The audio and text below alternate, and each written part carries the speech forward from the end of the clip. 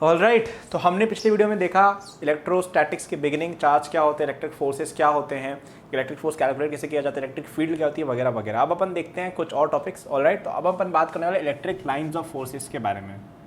Alright, तो आपके पास जैसे कोई चार्ज क्यू है ना, पॉजिटिव चार्ज है, तो हम इसकी इलेक्ट्रिक फील्ड को एक सर्टेन और तरीके से रिप्रेजेंट कर सकते हैं जिसको कहा जाता है इलेक्ट्रिक फील्ड लाइंस। ऑलराइट, जैसे एक पॉइंट चार्ज है क्यू, उससे हम बोलते हैं कि जो फील्ड लाइंस है वो बाहर की तरफ जा रही है ऐसे, ठीक है, रेडियली आउटवर्ड्स जा रही है। और ये एक सर्कल नहीं, एक स्क्वायर के ऊपर होती है, ठीक है। तो तुम अगर एक ऐसे स्फेयर बनाओगे ना, तो उस पर हर एक particular small area D S पे आपकी सेम वेक्टर बाहर जा रही होगी, ये जो इलेक्ट्रिक फील्ड लाइंस है वो सब, ठीक है। ये तो रिप्रेजेंटेशन के लिए बोर्ड पे क्योंकि सर्कल ही बन सकता है इसलिए हमने बनाया है। बाकी स्फेयर, जैसे आपका जैसे ये चार्ज यहाँ पड़ा है तो एक स्फेयर इमेजिन करो ऐसे, समझ रहे हो, ग्लोब जैसा, तो उस पर तुम ऐसे ऐसे सब जगह यूनिफॉर्मली रेज बाहर जा रही होगी, समझ गए, इतना इलेक्ट्रिक फील्ड लाइंस होती हैं। अब इसमें दो बात याद रखनी कि पॉजिटिव चार्ज से फील्ड लाइंस हमेशा बाहर जाएंगी, नेगेटिव चार्ज हमेशा नहीं, हमेशा, है ना, नेगेटिव चार्ज में हमेशा अंदर की तरफ आएंगी। तो अब अगर हमें ऐसा पूछा जाए भाई साहब कि हमें ऐसा पूछा जाए कि अगर हमारे पास अलग अलग तरह की कॉन्फ़िगरेशन में कौन कौन सी पॉसिबल है, कौन कौन सी नहीं है, तो जैसे आपको ये कॉन्फ़िगरेशन दे दी जाए कि प्लस क्यू यहाँ पे एक पड़ा है और यहाँ पे एक माइनस क्यू पड़ा है, इसकी कॉन्फ़िगरेशन का डायग्राम बनाओ। तो देखो यहाँ पे हमें क्या देखना होता है कि आपकी जो फील्ड लाइंस है ना वो इन्फिनिटी तक जा रही होती। तो अगर ये नेगेटिव चार्ज नहीं होता तो ये ऐसे ऐसे जा रहा होता, ठीक है, उस साइड भी। अब उस साइड मैंने क्यों नहीं बनाई, क्योंकि उसकी वजह से फर्क पड़ेगा, इसमें अंदर आ रही होती। इतना समझ गए। लेकिन यहाँ पे अब इस साइड वाली जो फील्ड है ना, इस साइड वाली वो अफेक्ट होंगी इसकी वजह से। तो देखते कैसे होंगे। तो पहली बात, यहाँ पे जो निकलेगा ना एरो वो इसमें घुस जाएगा सीधा। क्यों? क्योंकि यार हमने पढ़ा था कि यार यहाँ से निकलता है तो जाता है इन्फिनिटी तक, लेकिन यहाँ पे अंदर भी जाता है कुछ ना कुछ, और इसको इसने यहीं पकड़ लिया। ऐसा सोच लो, यहाँ पे ऐसे भी जाएगा, ऐसे भी जाएगा, ऐसे भी जाएगा, और इस तरह का एक पैटर्न बन जाएगा, ठीक है, समझ गए? इतना क्लियर हुआ सब लोग को? ठीक है, तो ये आपकी इसकी फील्ड हो गई। अब कौन कौन सी पॉसिबल नहीं है वो सब देखते हैं। इलेक्ट्रिक फील्ड लाइंस के बाद पूछा जाता है कौन कौन सी तरह की पॉसिबल नहीं है ना। अब वो मैं तुम्हें बता देता हूँ कौन कौन सी पॉसिबल नहीं है। जैसे ऐसा हो गया कि आपके पास एक चार्ज प्लस क्यू है, उसके चारों ओर फील्ड ऐसे गोल गोल सर्कल बना रही है, ये पॉसिबल नहीं होता है, ठीक है। सर्कल कभी इलेक्ट्रिक फील्ड नहीं बनाते, केवल एक केस में सर्कल बनता है, वो आपको EMI में पढ़ाया जाएगा आगे इसी कोर्स के अंदर, ठीक है, तो तब अपन देखेंगे। लेकिन इलेक्ट्रोस्टैटिक केस के अंदर सर्कुलर या क्लोज लूप फॉर्म नहीं होते हैं। इसके अलावा प्लस के बाहर ही जानी चाहिए, माइनस के अंदर ही जानी चाहिए। जब भी ऐसा हो जाए, जैसा ऐसा किसने डाल दिया कि यार प्लस चार्ज ये है, इसमें थोड़ी बाहर जा रही है, कोई कोई अंदर आ रही है, ये गलत है, ठीक है, ये बात याद रखेंगे। एक और बात ऐसी, और ये थोड़ी सी आप पिंच ऑफ सॉल्ट के साथ लीजिएगा, कि इलेक्ट्रिक लाइंस ऑफ फोर्स जो होती है ना, वो एक चार्ज से निकल रही है पर यूनिट, लेट से स्फेयर का एरिया, ठीक है। आपका एक चार्ज क्यूब है, उसके चारों एक स्फेयर है, उसका कुछ सरफेस एरिया होगा जहाँ पे इलेक्ट्रिक फील्ड से कट करके बाहर जा रही है। पर यूनिट सरफेस एरिया पे आप कह सकते हो कि अगर अपन ने जैसे दो चार्जेस लिए, एक 2Q लिया और एक Q लिया, और ये इनके चारों ओर अपने एक स्फेयर इमेजिन किया, और यहाँ पे अपन एक एरिया कंसिडर किया, इक्वल एरिया, ठीक है, तो हम रफली कह सकते हैं यहाँ पे double amount of electric field lines जाएंगी। यहाँ पे 2 जाएंगी, यहाँ पे 4 जाएंगी, अगर, क्योंकि ये 2Q है। माइनस क्यू 2Q होता तो 4 अंदर आती, यहाँ पे 2 अंदर आती, अगर -2Q और -Q होता, ठीक है। ये थोड़ा सा पिंच ऑफ सॉल्ट के साथ लीजिएगा। इसका डिटेल में डिस्कशन आपको NCERT में मिल जाएगा। NCERT में ये सब थ्योरेटिकल पॉइंट्स का बहुत अच्छा डिस्कशन दिया है, आपको पढ़ना भी चाहिए, है ना। NCERT के अंदर इलेक्ट्रोस्टैटिक चैप्टर में जाओ, उसके अंदर डीप में जाके पढ़ो इन चीज़ों को, ठीक है। अगेन थ्योरेटिकल चीज़ों में बहुत ज़्यादा मैं घुसने की कोशिश नहीं करूँगा, अनलेस जहाँ पे नीडेड हो। ये जो थ्योरी थी वो इतनी इनफ होती है यूजुअली जेई के लिए, बट एक्स्ट्रा नॉलेज आपको पढ़नी चाहिए वो, ठीक है। तो ये आपको होमवर्क रहेगा कि NCERT में जाके ये जो चीज़ है इलेक्ट्रिक फील्ड लाइन्स, उनके बारे में और पढ़ो। तो अपन देखने वाले एक और चीज़, इलेक्ट्रिक पोटेंशियल एनर्जी, है ना। इलेक्ट्रिक पोटेंशियल एनर्जी क्या होते हैं उसके बारे में अपन देखते हैं। तो इसकी डेफिनेशन अपन सबसे पहले देखते हैं, फिर समझेंगे है क्या।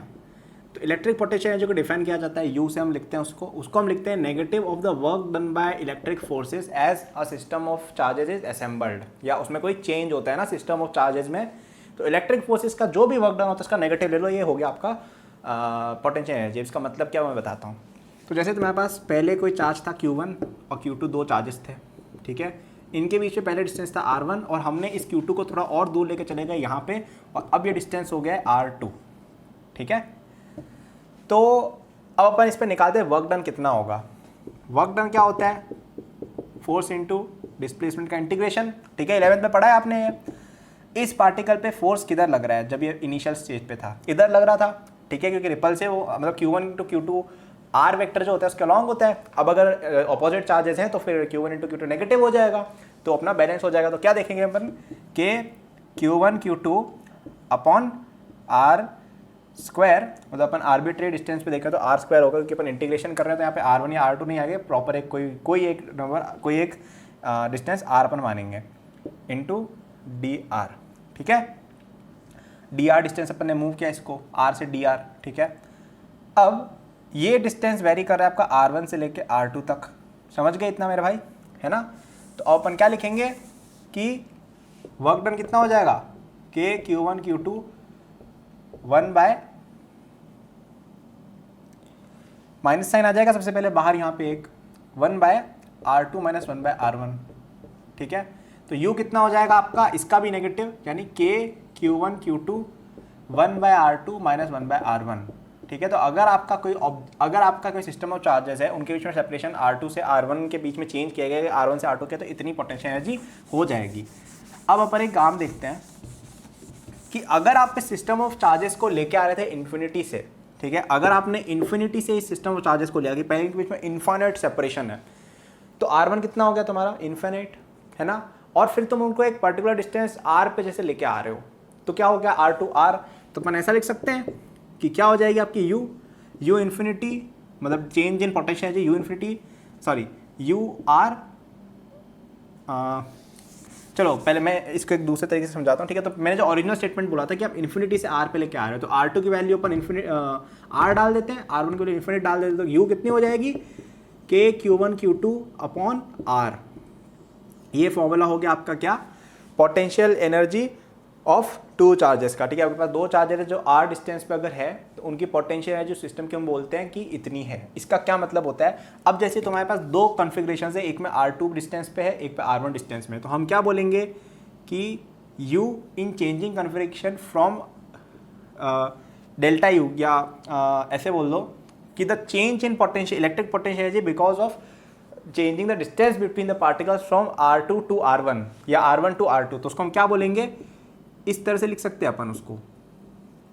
अभी कैसे है यार, देखो यहाँ पे लिखो के Q1 Q2 अपॉन R2, ये देखो फॉर्मूला लगा है, कुछ भी खास नहीं किया मैंने यहाँ पे, इस फॉर्मूले के अंदर मैंने R2 डाला है बस, और यहाँ पे क्या हो जाएगा के Q1 Q2 अपॉन R1, ये देखो, ये फॉर्मूला बराबर है कि नहीं है।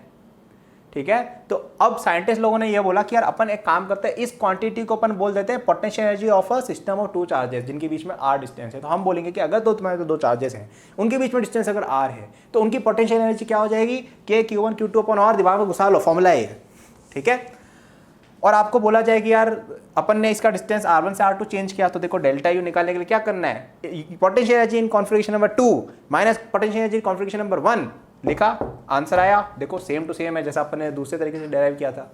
ठीक है, ये थोड़ा सा कॉम्प्लिकेटेड पॉइंट हो सकता है कुछ बच्चों के लिए, तो एक बार वापस से रिवाइंड करके देखो, समझ में आएगा मैंने क्या बोला। मैंने कुछ भी नहीं किया, मैंने बस ये बोला कि यार पोटेंशियल एनर्जी का फॉर्मूला ये होता है, उसको जस्टिफाई कैसे किया कि अगर मेरे को डेल्टा U निकालना है दो कॉन्फ़िगरेशन के बीच में, तो मैं बस एक बार पहले वाली कॉन्फ़िगरेशन का डिस्टेंस माइनस दूसरी वाली कॉन्फ़िगरेशन का डिस्टेंस कर दूँ तो आ जाएगा, जो कि अपन ने कॉलम्स लॉ से डेराइव करके यहाँ पे देख लिया, वर्क पर एनर्जी के फॉर्मूलों से। ठीक है, तो ये हुई एक बात। अब एक और बात साइंटिस्ट लोगों ने ये देखी कि यार अब यहाँ पे मैं लाता हूँ एक और चीज़, इलेक्ट्रिक पोटेंशियल क्या होता है उसके बारे में सोचते हैं। तो देखो यार साइंटिस्ट लोग जो होते हैं ना, बड़े कमाल के लोग होते हैं, उन्होंने एक चीज़ सोची कि मेरे भाई अपन अभी इलेक्ट्रिक फोर्सेज या इलेक्ट्रिक इंटरेक्शंस को रिप्रेजेंट कर रहे हैं किसके टर्म्स में, फोर्सेज के फॉर्म्स में, इलेक्ट्रिक फील्ड के फॉर्म में, है ना, यही सोच रहे हैं सब लोग। लेकिन अब मैं तुम्हें एक बात बताता हूँ कि यार एक चीज़ दिमाग में आई ना साइंटिस्ट लोगों के, वो ये आई कि यार इलेक्ट्रिक फील्ड एक वेक्टर होता है ना। उसमें प्रॉब्लम क्या है मेरे भाई कि अपन ने जैसे पहले ये देखा था, ये अगर अपने पास तीन चार्जेस हैं, इन पे फोर्स लग रहा है, तो एक यहाँ लग रहा है, एक यहाँ लग रहा है, एक कहाँ लग रहा है ना, तो उससे क्या होगा कि वेक्टर सम लेना पड़ेगा। वेक्टर सम लेने में कितनी मौत आती है सब लोगों को पता है ना, 11th में तुम बहुत ले चुके हो, मैथमेटिकल टूल्स वाला चैप्टर में पता है कितनी टाइम पास वाली चीज़ है वो, है कि नहीं। तो हमने ये बोला कि यार अपन क्यों ना इलेक्ट्रिक फील्ड को एक स्केलर के फॉर्म में रिप्रेजेंट कर पाते, किसी तरीके से कर पाते अगर, तो मज़े आ जाते यार ज़िंदगी में, एकदम मज़े ही आ जाते एकदम। इसी के लिए इलेक्ट्रिक पोटेंशियल का डिफाइन किया गया। वो कुछ भी नहीं होता है, तुम्हारा जैसे चार्ज Q1 का इलेक्ट्रिक पोटेंशियल निकालना है ना तुम्हें, ठीक है, तो उसमें ये Q2 हटा दो और U की जगह V लिख दो, ये होता है तुम्हारा electric potential at a point. ठीक है, K Q1 upon R is the electric potential at distance R because of a single point charge Q1। Alright, अगर आपको दो पॉइंट्स के बीच में निकालना है पोटेंशियल डिफरेंस, तो वी बी ए कितना हो जाएगा, V B minus V A, V B A equal to V B minus V A हो गया। ठीक है, समझ गए इतना? ऑलराइट, तो ये वाली एक बात हुई। इसको अपन ऐसे भी लिख सकते हैं, U B A minus U A upon Q. अब यहाँ पे इलेक्ट्रिक पोटेंशियल का भी डेरिवेशन किया जा सकता है, जैसे अपन ने इलेक्ट्रिक पोटेंशियल एनर्जी का किया था, सेम रहेगा। उसमें बेसिकली जैसे इलेक्ट्रिक फील्ड में नहीं होता कि अपन चार्ज को हटा के बात करते हैं कि आपका जैसे फोर्स था तो F equal to K Q one Q two upon R square था, तो वहाँ पे हमने यार बोला कि यार इसके Q2 पे डिपेंडेंसी क्यों रखे, Q2 की जगह कुछ भी रखो। और इसके लिए हमने इलेक्ट्रिक फील्ड का इजाद किया कि इलेक्ट्रिक फील्ड के अंदर अपन केवल के क्यू वन अपॉन आर लिख देते हैं, आर स्क्वायर लिख देते, काम हो जाता है। वैसे ही पोटेंशियल एनर्जी में उन्होंने बोला कि मेरे भाई Q2 रखेंगे तो यार V इंटू क्यू कर देंगे तो आ जाएगी पोटेंशियल एनर्जी, तो क्यों जबरदस्ती Q2 घुसाए जा रहे हो, तो इसलिए के क्यू वन अपॉन आर कर दिया, वही चीज़ है। ठीक है, इतना समझ गए सब लोग? अब यहाँ पे एक बहुत इंटरेस्टिंग ऑब्जर्वेशन साइंटिस्ट लोगों को देखने को मिली, वो क्या थी मेरे भाई, वो मैं बताता हूँ। उनको ये मिला देखने में कि electric field is minus D V by D R. आहा, मज़ा आ गया ये बात सुन के। और V is equal to minus E into D R. ठीक है, ये बहुत फंडामेंटल फॉर्मूला है। E equal to minus D V by D R, V equal to minus E dot D R. ठीक है, दिमाग में घुसा लेने। इनकी सिग्निफिकेंस क्या है वो यार थोड़ी कॉम्प्लिकेटेड हो जाती है, वो तो मुझे नहीं लगता 11th सिलेबस में है भी। ठीक है, तो I would not recommend you कि आप पढ़ने की कोशिश करो, थोड़ा बहुत देखना तो HCR में जा सकते हो। इसको कुछ लोग ऐसे भी लिख देते हैं कि ई एक्स इक्वल टू माइनस डॉ वी अपॉन डॉ एक्स। इसका क्या मतलब है मैं तुम्हें बताता हूँ। ठीक है, और E Y equal to minus डॉ वी अपॉन डॉ वाई माइनस डॉ वी अपॉन डॉ जेड फॉर ई जेड। अब ये डॉ क्या है, डॉ कुछ भी नहीं है, इसको ऐसे लिखते हैं, ये 6 का उल्टा है बेसिकली। ठीक है, इसको ऐसे लिखते हैं, इसका मतलब है पार्शियल डिफरेंशिएशन क्या होता है समझने की कोशिश मत करना, कॉलेज में पढ़ोगे। ठीक है, मैं इसको अप्लाई कैसे करना बता देता हूँ। जैसे आपको बोल दिया गया कि एक रेडियल इलेक्ट्रिक फील्ड है E R which varies as 4r cube, question है, तो बोलो कि पोटेंशियल एट पॉइंट आर कितना होगा, तो क्या करेंगे, minus D V by D R किया तो क्या आ जाएगा, माइनस 12r स्क्वायर। ये लो आंसर, v इतना हो जाएगा, कुछ भी नहीं करना है, फॉर्मूला लगाना, ये रेडियल के केस में। अब कभी कभी क्या होता है, ये थोड़े ज़्यादा होशियार बनते हैं, ये बोलते हैं E equal to E X Y Z equal to X Y plus Y Z plus Z X. ठीक है, ये आई कैप, ये जे कैप और ये के कैप। ठीक है, ऐसा बोल दे, ये लो अब करके बताओ क्या कर लोगे, बताओ मेरे भाई, ऐसा बोल देंगे ये लोग। और वहाँ पे अपन रेडियल मान रहे थे। ठीक है, तो रेडियल कोई चीज़ आए तो डी बाई डी आर कर देना, खत्म बात। ठीक है, रेडियल का मतलब है कि जो रेडियस के फॉर्म में वेरी हो रही हो केवल। अब अगर ऐसा कुछ आ जाए तो अपन क्या करेंगे, ई एक्स निकालेंगे, ओ सॉरी वो थोड़ी गड़बड़ हो गई। अपन ऐसे लिखते हैं कि जैसे अपन को v दे रखा है x plus Y plus Z, और बोला है कि बताओ निकाल के बताओ, इलेक्ट्रिक फील्ड निकाल के बताओ, तो अपन क्या बोलेंगे, ई एक्स क्या होता है, डॉ वी अपॉन डॉ एक्स। अब इसका मतलब क्या होता है मैं समझाता हूँ। इसका मतलब कुछ भी नहीं होता है कि तुम्हारे पास जैसे v है, इसका मतलब ये हो गया, इतना तो समझ गए मेरे भाई, इतना। इसका मतलब कुछ भी नहीं होता है, इसका मतलब ये होता है कि आप क्या करो, ये जो भी आपके पास यहाँ पे टर्म दी हुई है ना, उसमें जिस टर्म के अंदर x आ रहा है ना, उस टर्म को डिफ्रेंशिएट कर दो और y और z को कांस्टेंट मान लो। ठीक है, तो अपन इसको करते हैं। तो पहला टर्म क्या है, dx अपॉन dx, तो वो 1 हो गया। दूसरा क्या है, dy अपॉन x, अब यहाँ पे y को कांस्टेंट मानना है, क्यों, क्योंकि ये x के टर्म में डिफ्रेंशिएशन है, तो y z को कांस्टेंट मानो, बाकी डिफ्रेंशिएशन कर डालो, तो ये केवल 1 प्लस 0 1 बच जाएगा, 1 आई कैप हो गया आपका ई एक्स। ठीक है, तो ई कितना हो जाएगा, ई वेक्टर, तो ये। अब अपन डी बाई डी वाई निकालते हैं तो उससे क्या आएगा, ई वाई। ठीक है, समझ रहे हो ना, फॉलो तो कर रहे हो मैं क्या कर रहा हूँ, फॉलो नहीं करो तो प्लीज़ पीछे जाके देखो वीडियो मैंने कैसे शुरू की, इलेक्ट्रिक फील्ड लाइंस के बारे में बात की, फिर मैंने इलेक्ट्रिक पोटेंशियल एनर्जी बताई, उसको डेराइव करके बताया, फिर मैंने पोटेंशियल मोटिवेट किया कि पोटेंशियल कैसे आता है, फिर मैं बता रहा हूँ कि इलेक्ट्रिक फील्ड और पोटेंशियल के अंदर क्या रिलेशन होता है। ये रिलेशन जो है ये 11th-12th लेवल पे आपको अगर पढ़ना है तो HCR में पढ़ सकते हो, बाकी मैं रिकमेंड नहीं करूँगा कि आप समझने जाओ ये कैसे और क्या आया। वैसे सिंपल सी चीज़ ही है, तुम फॉर्मूले से भी डिराइव कर सकते हो, बट स्टिल इसका जो प्रॉपर डेरिवेशन होता है ना कि ये डॉ बाय डी एक्स वगैरह क्यों किया गया, और थोड़ी कॉम्प्लिकेटेड चीज़ है जो आप कॉलेज लेवल वगैरह के इलेक्ट्रोडायनेमिक्स में ढंग से समझोगे। ठीक है, ऐसे बेवकूफ़ बनाने को मैं कुछ भी डाल दूंगा, बट ढंग से समझना है तो कॉलेज में होता है वो। ठीक है, अभी नहीं होता है। ये अगर हमें करना है तो क्या हो जाएगा, डी बाई डी वाई, ये देखो ये तो एक्स है, एक्स को कॉन्स्टेंट माना है क्योंकि वाई के टर्म से डिफरेंशिएट कर रहे हैं, D Y by D Y कितना हो जाएगा 1, और z 0 है, वैसे ही करोगे तो ये आपकी इलेक्ट्रिक फील्ड आ गई with the potential x plus Y plus Z. अब वैसे ही कई बार आपको ऐसा दे देते हैं कि वोल्टेज दे देंगे आपको, सॉरी इलेक्ट्रिक फील्ड दे देंगे, तो आपको वो V = -EdR लगा के कर देना है, ख़त्म बात। ठीक है, इसमें बहुत ज़्यादा टाइम वेस्ट नहीं करेंगे, ये एक नॉट सो इम्पॉर्टेंट चीज़ है, बहुत ज़्यादा टाइम वेस्ट नहीं करना है इन चीज़ों में। ठीक है, हाँ, तो इसके अलावा और कोई चीज़ मुझे बतानी है, एक बार मैं नोट्स में देख लगता हूँ। वैसे मुझे नहीं लगता मुझे कोई और चीज़ बतानी है आपको इस चीज़ के बारे में। हाँ, एक चीज़ आप ये देख सकते हो कि आपकी इलेक्ट्रिक फील्ड उस डायरेक्शन में होती है जहाँ पे आपका पोटेंशियल सबसे तेज़ी से वेरी हो रहा होता है। ठीक है, तो जैसे आपका एक स्फेयर देखो, स्फेयर है, स्फेयर में जैसे ये पॉइंट देखो तो, और ये तुम्हारा सेंटर है, तो ये जैसे इस तरह से इलेक्ट्रिक फील्ड बाहर आ रही है शिफ्ट करके। ठीक है, समझ रहे हो ना, दिख रहा है ना मैं क्या दिखाना चाह रहा हूँ। जैसे ये स्फेयर है तो ऐसे इलेक्ट्रिक फील्ड आ रही है, तो आपका पोटेंशियल क्या होता है Q/R, तो वो रेडियस के अलॉन्ग वेरी कर रहा है। समझ रहे हो, रेडियस के अलॉन्ग सबसे तेज़ी से वेरी कर रहा है कि R की जगह R/2 कर दिया तो कम हो जाएगा एकदम से, है ना। तो हमने ये देखा कि यार उसी डायरेक्शन में, यानी उस पॉइंट पे आपकी इलेक्ट्रिक फील्ड होगी, तो जिस डायरेक्शन में आपका पोटेंशियल सबसे तेज़ी से कम हो रहा होता है या ज़्यादा हो रहा होता है, सबसे ज़्यादा तेज़ी से चेंज हो रहा होता है, उसको कहा जाता है आपका कि इस डायरेक्शन में इलेक्ट्रिक फील्ड। अब ये चीज़ें ग्रेडियंट नाम करके चीज़ से रिलेट करती है, जो आप कॉलेज में पढ़ोगे, अभी नहीं सोचना उस बारे में। ऑलराइट, तो मैंने इस वीडियो में काफ़ी सारी इन्फॉर्मेशन दे दी है, ज़बरदस्ती की लंबा नहीं करूँगा मैं। क्या क्या बताया, इलेक्ट्रिक फील्ड लाइन्स क्या होती है, पोटेंशियल का फॉर्मूला क्या होता है, पोटेंशियल कैसे डराइव किया जाता है, इसके अलावा मैंने आपको पोटेंशियल एनर्जी, फिर मैंने पोटेंशियल को मोटिवेट किया कि यार ये अपने को वेक्टर की जगह स्केलर के अंदर काम करने में हो जाता है काम इससे, फिर मैंने आपको बताया फॉर्मूला क्या है। अब पोटेंशियल काम का क्यों, मैं फटाफट से बता के वीडियो एंड करता हूँ।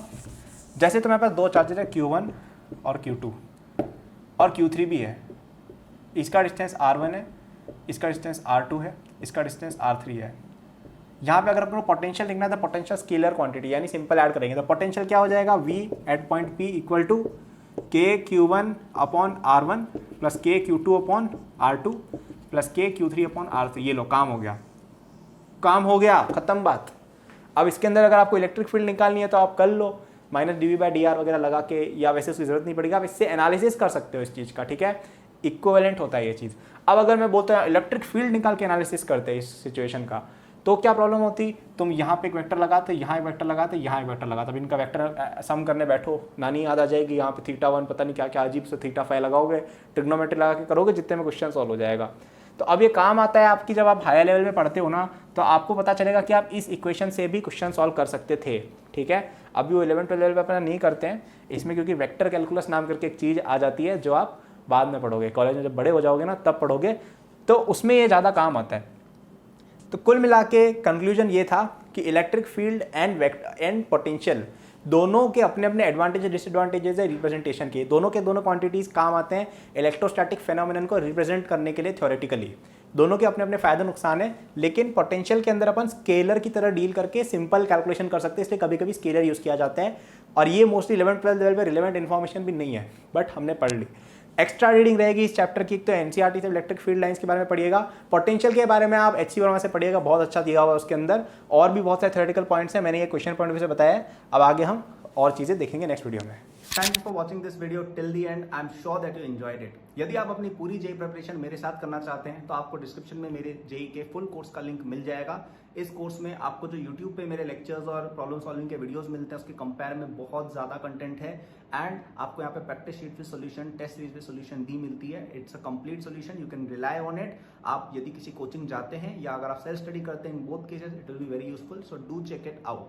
ओके, इसके अलावा मेरे जेई के फ्री नोट्स भी डिस्क्रिप्शन में लिंक्ड हैं, एंड डिस्क्रिप्शन में और भी मैंने बहुत सारे रिसोर्सेज फॉर स्टूडेंट्स डाले हुए हैं, जैसे the books that I recommend, my social media and my newsletter in case you want more content, or if you want to approach me with any doubts or suggestion. Notes हैं NEET के students के लिए, college students के लिए, startup enthusiast के लिए भी, olympiad enthusiast के लिए भी कोर्सेज हैं, तो चेक जरूर कर लीजिएगा डिस्क्रिप्शन, आपको काफ़ी यूजफुल रिसोर्सेज वहाँ मिलेंगे। Thank for watching, like subscribe कर लीजिएगा for more such videos. Good luck.